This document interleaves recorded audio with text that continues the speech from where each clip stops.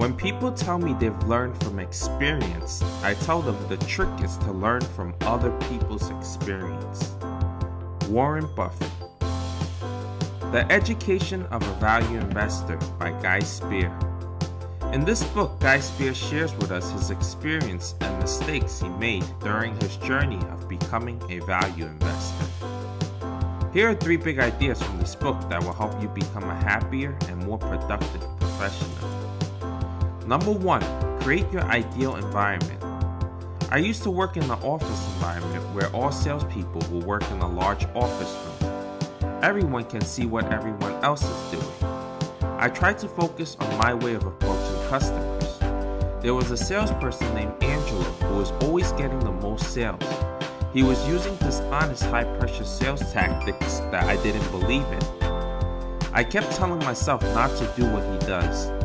But it gets harder each day as he is always the top producer. I found myself beating myself up for not having the courage to do what he is doing.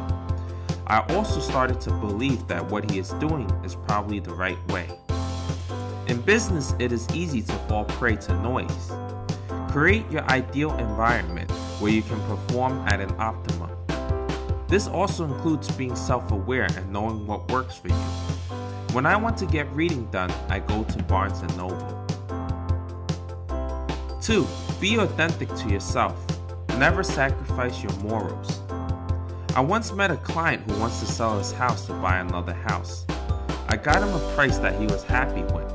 When we were going over the numbers, I realized that his income is too low for him to buy another house after he sells. I had 2 choices. I can either sell his house first and then let him worry about where to go, or I can tell him the truth and walk away from the deal. Let's take a look. Selling the house. The client is eager to sell. I would make a commission on the sale. I need the commission. Let's take a look at doing what's right. He has nowhere to go.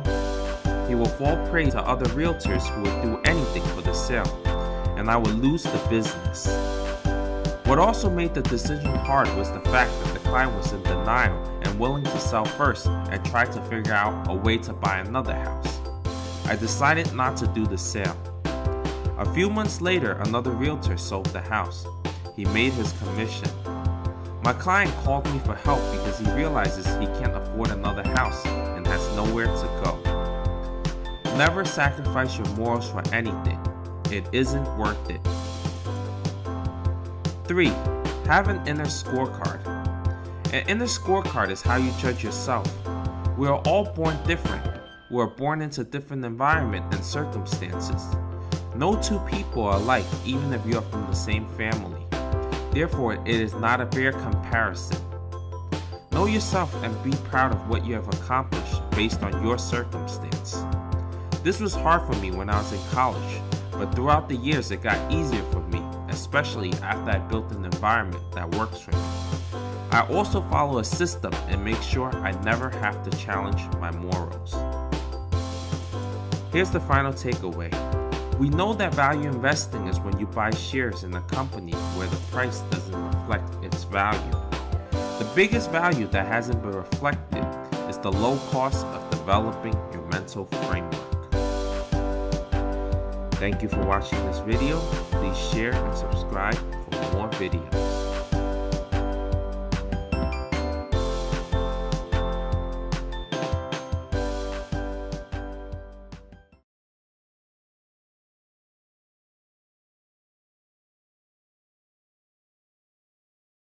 Yes, but I think that what we get in, there's a trap that I think relatively new investors fall into is that you can sort of see something, buy something like it, it goes down, buy more of it, and suddenly it's far too big a proportion of your portfolio.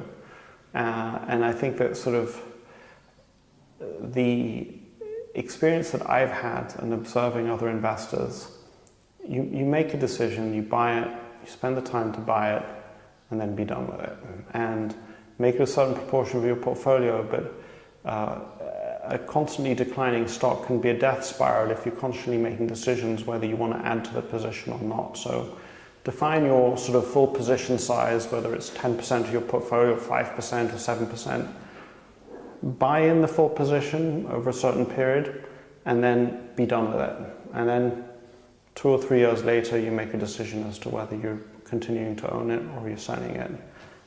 So perhaps part of the wisdom that I think that I'm trying to touch on and I'm reaching for, which I don't think is in the book, is, and it's part of this willpower idea, try and reduce the number of decisions you make.